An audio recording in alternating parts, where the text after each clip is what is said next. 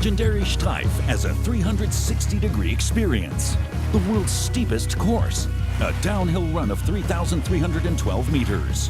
Full risk at speeds of up to 140 kilometers an hour, with a gradient of up to 85% and enormous centrifugal forces.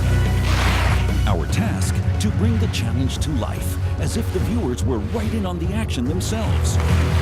Daron Rahlves, 2003 Streif winner and 3-time world champion, will be our leading protagonist and our cameraman at the same time.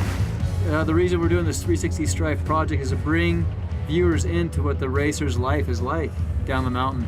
And it gives an amazing perspective of a regular POV out of the eyes of the ski racer, but also be able to see everything you go by at speed, from behind when you pass a gate, the fence lines on either side, and it just gives that virtual reality feel.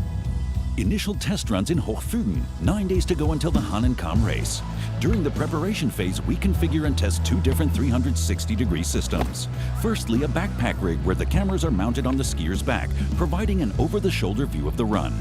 And as an alternative system, a highly compact 360-degree camera system mounted on the ski pole, our ski pole cam. Outdoor and 360-degree cinematographer Hans Hornberger is the first to test the system on the slope. But before things even get started, there's an unexpected complication. The airline lost all of Daron's bags on his way from the US to Kitzbühel. Yeah, oh man, it's been a whirlwind. Came to Kitzbühel with no clothes and skis and poles, but I ended up having a friend where I got the Red Bull helmet from, and Atomic, there's one guy from the factory that was here to give me some skis, and I had to go see Travis Ganong on the US ski team to get the clothes.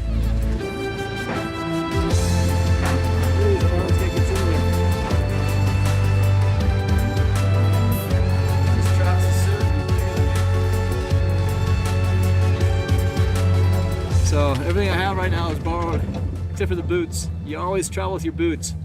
You get the boots, it'll all work out. First fitting in the hotel in Kitzbühel on the evening before the one and only test day.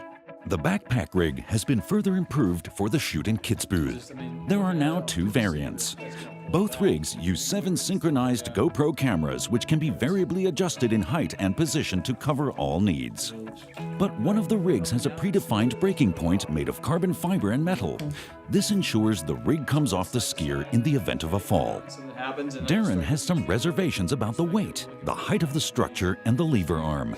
After all, air resistance and changes in balance can be critical at race speed. This might cause problems on jumps in particular. The only concern I have is with the camera weight like this, and this is a position you're mostly in, and then you just, when you hit a jump, it's just a very fine line as far as like the tilt, like forward and back. If that camera right there with like how much wind resistance that would put on me and possibly pull me back, One more day until the Hahnenkamm race. Daron first tries out the backpack with the predefined breaking point.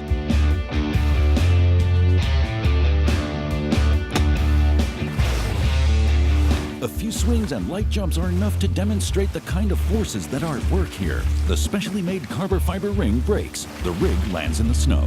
I wanted to hit that road, there's a little jump, and then all of a sudden I felt the thing pop off, like, oh shit.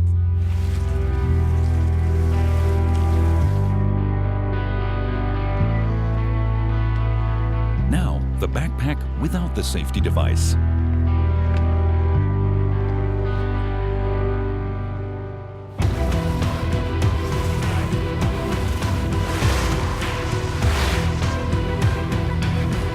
The rig is stable, but Daron still has misgivings about the Streif run. I feel like a system like this would be amazing for like free skiing, skiing powder and all that, but for racing it's pretty, it's pretty challenging. Daron prefers the ski pole camera for the Streif challenge. It consists of just 2 cameras mounted on Daron's ski pole. They each offer an angle of vision of 250 degrees, so the 2 cameras are sufficient to provide the complete 360-degree range. In order to achieve optimum results, however, the system has to be kept in the same position all the time if possible. This would go against the natural hand position in a downhill race, since the ski pole is turned in when the skier tucks into a low position. Make you kind of go in this natural position. For us, it would be best if Daron didn't turn his hand, which will be very difficult for him. But he's trying. It's easy to think right now, but it's harder to do when you're on automatic, you know, like just an autopilot trying to make it down the Streif in one piece. You know, whenever I get in a normal tuck, there's no chance because it just turns it too much. Yeah. So I'm just gonna be like tucking with this hand and keeping this one out like that.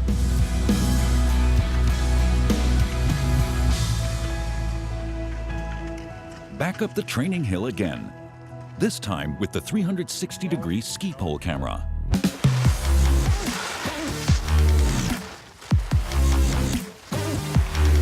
This system shows the entire environment around the skier, the view of the slope to the front, and all the action of the skier.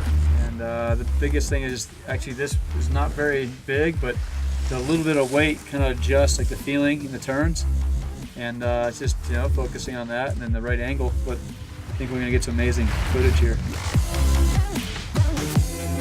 An initial quick stitch shows the first assembled images.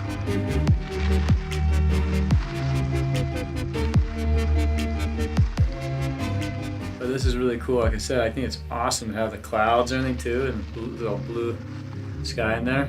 It is pretty cool looking. The time has come. Daron will run down the Streif for the first time with our ski pole camera in his hand as a forerunner during official training. The highlight for sure is kicking out of the start gate and 2 turns, and Mousefalle, and then through Style Hung. And then it's like really fun flowing, you know, track, all that middle part of the Streif. And my favorite is actually the sidelong jump, sidelong sprung, into like this compression, rolling to the right foot. It's just a really good flow, you know, the way the course goes. And then you gotta like make sure you get intense again and get in that fight mode again, the fighter mode.